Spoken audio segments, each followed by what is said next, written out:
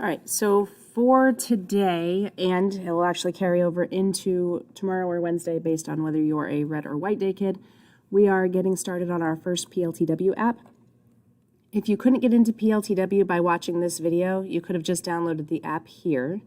But once that happens, once you have it downloaded, no matter whether you got it from PLTW or from Canvas, you're going to log into your App Inventor, choose your name, and then your iPads, or laptop for that matter, can't understand what an AI file is, so you have to upload it from your computer. So you would go to Projects, Import Project AIA from my computer, choose Files, and it should have been in your downloads. So here's mine, it's from my downloads folder. I would click on that, click Open, and it would preload into App Inventor for me, and it looks like this. Yours is probably named Germ Guide 1.3. Mine I named to Dream Germ Guide since I'm working on this first thing in the morning. It preloads with this intro screen that comes in with your water button, crowding button, vectors button. You can see that the water and crowding are in a horizontal arrangement, but the vectors button is not, so that it shows up centered on the screen. And you can see you have a lot of media already built in here. Other things that this app already comes with are other screens. We're going to walk through the crowding screen together, and then it will be your job to design the vector and water screens on next class. So if I go to the crowding screen, let me delete some stuff that shouldn't be here yet. This is what it should look like when you first get into the app.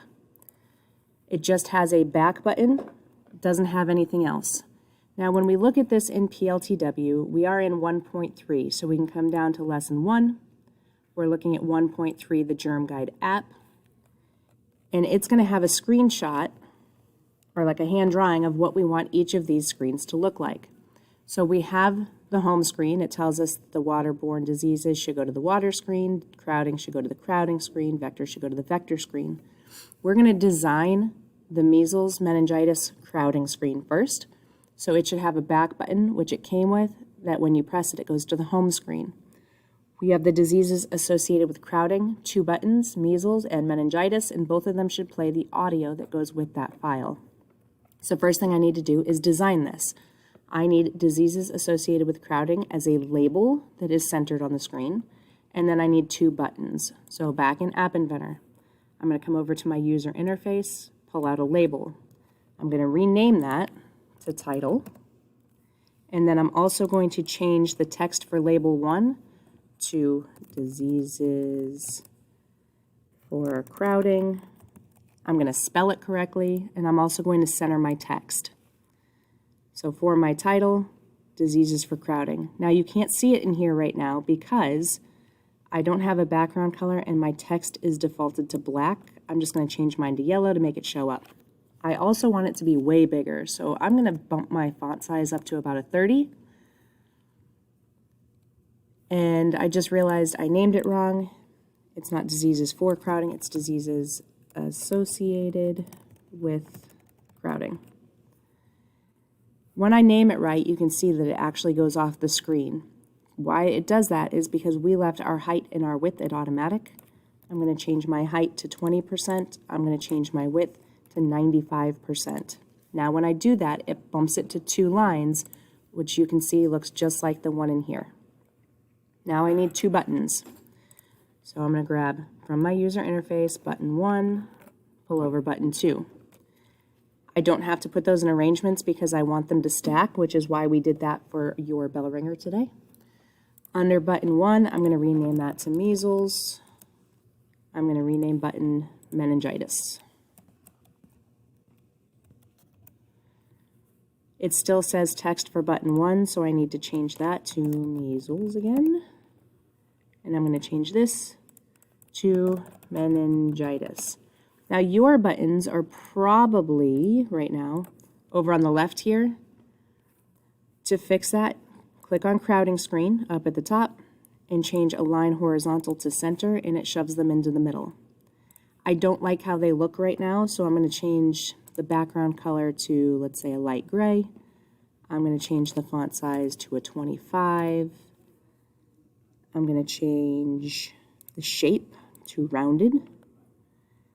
I'm going to change my, actually I'm going to leave my text color black. I'm okay with that. Same thing with meningitis. I'm going to make that one light gray. My shape's going to be rounded. It's centered. And I'm okay with the black. Make that one about a 25. Now, if I look back at my PLTW book, it says that when pressed, it plays audio of either measles or meningitis. So what I have to do is actually add a player to this screen for each of the things I want to have sound. Over in the palette, new drawer over here is media. It's right underneath layout. Under media, you're going to pull out player, and it comes in as player 1. It's invisible, so it doesn't matter where you drop it. And I actually need 2 of those. I need one for measles and one for meningitis. Over here, I'm going to rename it. I am a lazy typer, so this one's me play. And then I need to change the source. So what this does is say that when I have a measles player, that the source should play measles MP3. This one's going to be called men play. And that one's going to have the meningitis MP3 for the source. It is extremely important to rename these because you're going to have 6 audio files, and if you don't name them, when you go to code them later, it's going to be a nightmare for you. Now that I have my screen designed, we're going to write our first lines of code. So I'm going to come up here in the corner by my name. It says we're on designer right now. We're going to blocks. Under blocks, we can see that we already have 2 pieces of code written. It says that when crowding screen back pressed, so this is like pressing the back arrow button, it opens screen 1. Or if I click that back button that's on my home screen, it's going to open screen 1, which takes us back to that original diseases that you can choose crowding, vector, or waterborne. We're going to code this so that if I come over here to my blocks, I should have a block that has a button called measles. If I pull out when measles click, it's the very first one under measles. What I want to happen, looking back at PLTW, is when measles is clicked, it plays the audio of the measles description. So when measles clicked, I need to go to my measles player and look for the purple one that says call the measles player to start. That's going to go right in here. If you have a device to test on, so a tablet if you're in the room, or you downloaded the companion app on your own phone with your parents' permission, when you deploy this, which remember we do by going connect, AI companion, and scanning that with our companion app, if you connect it, it should be that when you press that measles button, that your measles audio will start playing. We're also going to do this for our meningitis button. So I click on meningitis, find when meningitis click, go down to my meningitis player, call my meningitis to start. So your job today is to get this done.